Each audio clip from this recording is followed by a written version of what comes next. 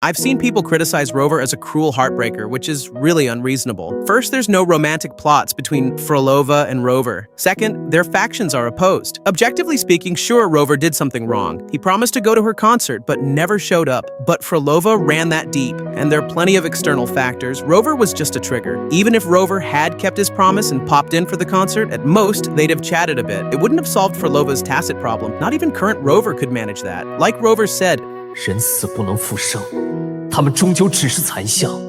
merging human consciousness into tacit discords, that's no longer human. It's a desecration of life. Rover's stance is that the dead stay dead. Frolova wants to resurrect everyone, so she'd still have fixated on that obsession and gone down Fraxitus's irreversible path. As for why Rover drove a sword straight through Frolova, try putting yourself in amnesiac Rover's shoes. Let me ask you, if you were Rover and you're in Jinzhou, a woman from the opposing Fraxitus showed up and she helped create Ovathrax, what would you think? If you were Rover, attacked by the whale while sailing, targeted by echo assassins during meals, and after investigating, found out Frolova was behind it all. Even the carnival incident 10 years ago was Fraxitus's doing. And this time, Frolova was the main force to ruin the carnival. Wouldn't you take action against her? Rover swung that scythe without holding back. Then there's Septimont. Cardathia, that you're most worried about, is missing. You run into Lupa with Cardathia's frequency as a guide, and you're having a competing together. Then Frolova shoves a script in your face and says, killing Lupa will stop the dark tide, otherwise things will get worse. Would you think Frolova's a good person? What would you make of that? Moving to 2.5 storyline, Frolova does save Rover at first, but they're still enemies. The only reason Rover cooperates is because Frolova is badly injured. She knows the order like the back of her hand, and they share a common goal of getting the gem. It's a temporary alliance after weighing pros and cons. Rover even protects Frolova in the process, pulling her back from the brink of death when she's bleeding heavily, but the first thing Frolova does after regaining her strength is to drag Rover into the beyond. Rover sees memories of Frolova that involve him, but have you thought about this? If Rover hadn't kept that doubt and vigilance, he'd have been trapped here forever. From Rover's perspective, it's hard to trust. Could this all be an act Frolova put on for him? That's why the doubt exists. But then Rover still asks,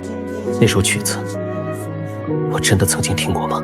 It shows he's still willing to believe, but the two's relationship has come too far to redeem. Frolova has already gone too deep. Rover tried to persuade her. If Frolova had stayed neutral or handed over the gem to Rover, they never would have fought. But in the end, Frolova stuck to Fraxitus's stance. They were still enemies. So Rover stabbing the gem with his sword is reasonable. If you listen to their conversation in the story, you'll get that both of them are stubborn, set on their own paths. Regretful? Absolutely. Cruel? Sure. But Rover has to move forward while Frolova is trapped in the past. No solution. Actually, Rover is the one who suffers most. How many bonds has he formed over 10,000 years? What kind of resolve does it take to let them go? He's carrying the entire civilization in his heart.